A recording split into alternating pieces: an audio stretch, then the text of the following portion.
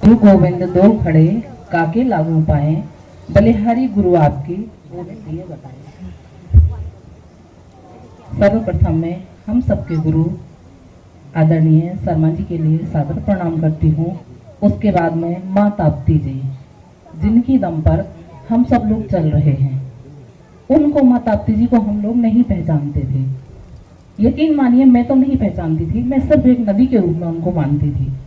पर जब से भैया से जुड़े तब से पता चला कि इनमें कितनी शक्ति है और उन शक्तियों का अनुभव भी किया है।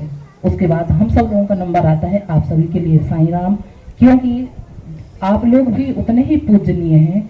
आप लोगों को यदि मैं प्रणाम करती हूँ तो कुछ परसेंट मेरे हिस्से में आ जाएगा। मुझे मालूम है कि यहाँ पर काम करने वाले व्यक्ति कितनी ईमानदारी के साथ जुड़े हुए हैं और काम कर रहे हैं। वो अपने, उनके पास जो तकलीफें हैं वो उन तकलीफों को कभी महसूस नहीं कर पाते। क्यों? क्योंकि उनको संभालने के लिए हमारे पास भैया बैठे हैं।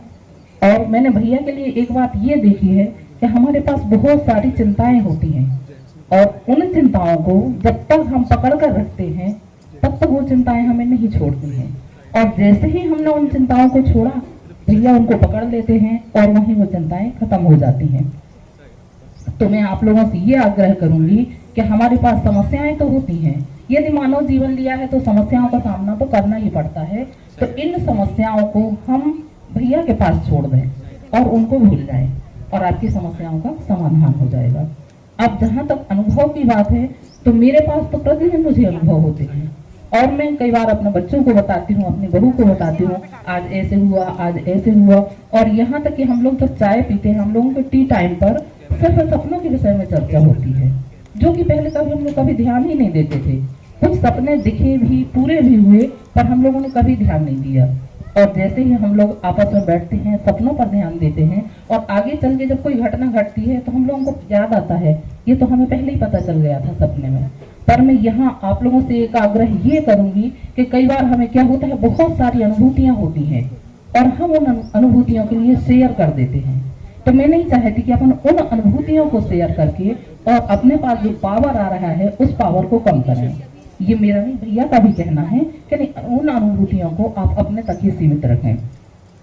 दूसरी बात ये है, रिसेंटली मेरे पास अभी मेरे को रीढ़ की हड्डी में बहुत अधिक दर्द हुआ था।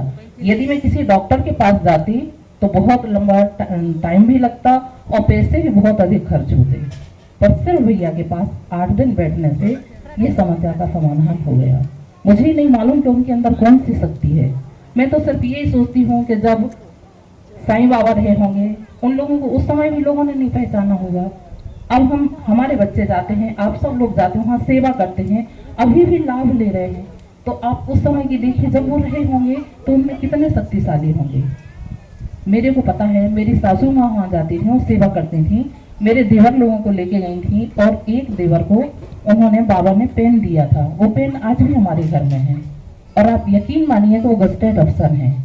आज भी सबसे ज्यादा प्रोग्रेस उन्हीं ने की है।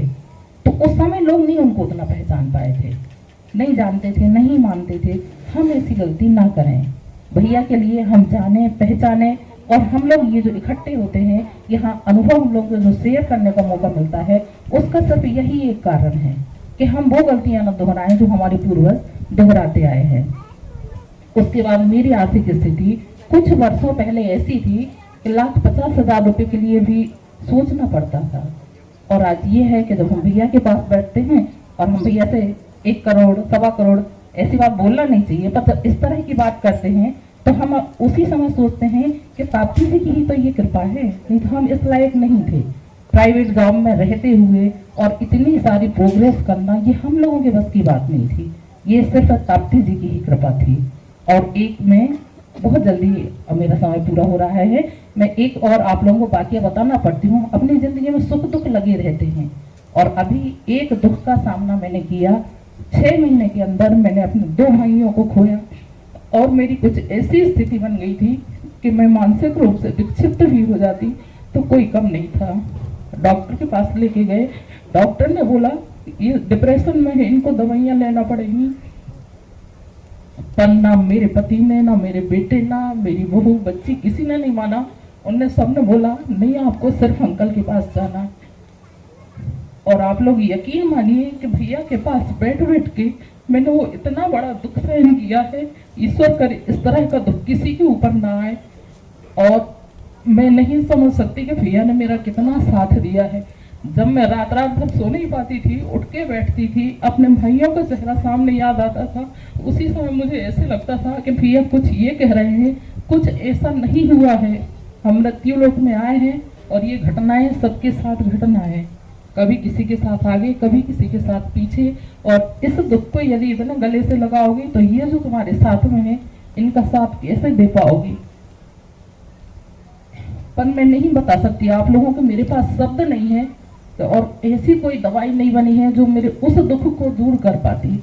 पर भैया के पास बैठ बैठ के मेरा वो दुख भी कम हो रहा है और मेरे में इतनी समझ भी आ रही है कि नहीं, जो होना है वो तो होना है। हमें अपने आप को स्टेबल रखना बहुत ज़रूरी है।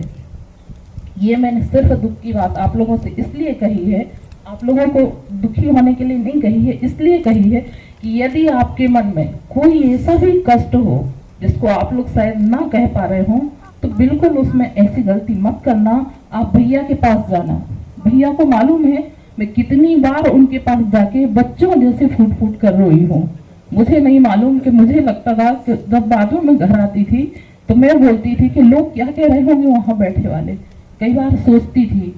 एक बार की बात है, आई भी वहीं बैठी हुई थी, आई मेरे से बोल रही थी क्या हुआ क्या हुआ, और मैं उनको नहीं बता पा रही थी कि मेरे लिए क्या हुआ है। बस मैं बोल रही थी कुछ नहीं कुछ नहीं, और मैं बच्चों जैसे फूट फूट कर रो रही थी। तो मैं समझ सकती हूँ कि हमारे पास सुख तो है ही है, पर कभी कभी हमें दुखों का सामना भी करना पड़ता है। और भैया यकीन मानिए किसी भी परिस्थिति में हम हमारा साथ नहीं छोड़ते हैं, वो हमेशा हमारे साथ में रहते हैं। यदि हम सुखी हैं तब भी वो उसमें हमारे साथ में है, और यदि हम दुखी हैं तब भी वो हमें भरपूर सहयोग करते हैं। और मैं तो भैया को सवेरे में जब सबसे पहले उठती हूँ, मन ही मन में भैया को प्रणाम करती हूँ। और मैं किसी भी तरह से यदि कोई भी आके कुछ भी उनके विषय में कहे तो मैं कभी यकीन नहीं मानूंगी, क्योंकि ये कोई आजमाने वाली चीजें तो है नहीं कि हम भैया की परीक्षा ले रहे होंगे। कुछ भी हो, हमने खुद अपने ऊपर जो व्यतीत हुआ है, जो हुआ है, वो मैं महसूस करी हूँ और मैं आप लोगों के सामने वो अनुभव बता रही हूँ। और यहाँ तक कि हम लोग हर बात भैया की मानते हैं। यदि अभी भी वो ये बोल रहे हैं आप लोगों को आपके घर नहीं जाना है, यहाँ से छोड़ के दूसरी जगह चले आना है, तो हम लोग पांचों के पांचों इस बात के लिए तैयार रहेंगे। जैसे मैंने अपने बेटे की शादी की तो कई जगह के ऑफर थे, पर भैया का कहना था कि नहीं, यहीं की लड़की लेकर आना है। तो मैंने भैया के कहे अनुसार वही शादी की, उसी डेट पे की, वही सारी सब कुछ की। यहाँ तक कि हमारा बेटा एक IT कंपनी में इसका हो गया था, पर यहाँ एक प्राइवेट कंपनी में काम कर रहा है। पर भैया का कहना था कि नहीं, इसकी प्रोग्रेस यहीं से होना है, ये आगे यहीं से बढ़ेगा, उसको यहीं करने दो। तो आज भी वो वही काम कर रहा है।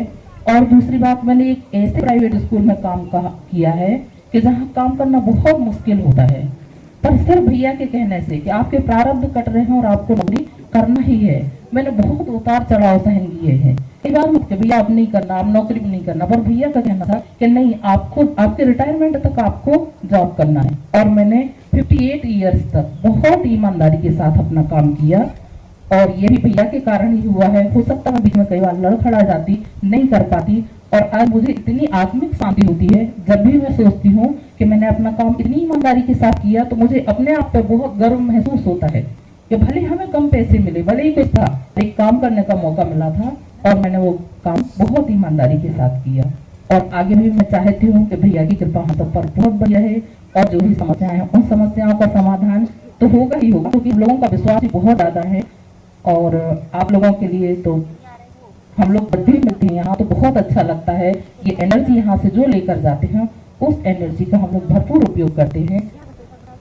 और भी जब आगे कार्यक्रम रहेंगे और भी जो भी एक्सपीरियंस रहेंगे आप लोगों को जरूर बताऊंगी। आप सबके लिए साइन डाउन।